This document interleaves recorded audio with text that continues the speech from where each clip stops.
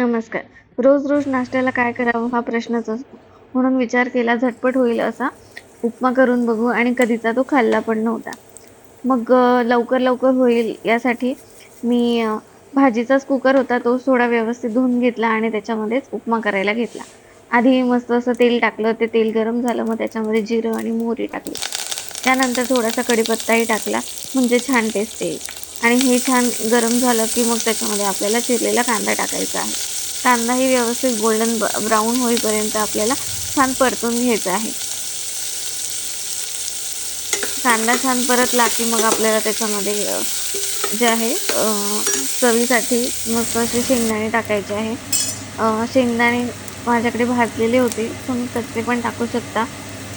भाजलेले शेंगदाणे पण छान लागतात आणि कच्चे पण छान लागतात.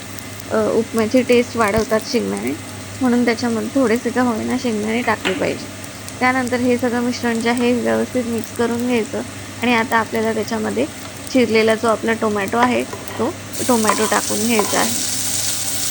हा टोमॅटो आणि बाकीचं जे मिश्रण आहे हे व्यवस्थित मिक्स करून घ्यायचं आणि मग आपल्याला याच्यामध्ये टाकायचे आहे मीठ आणि हळद.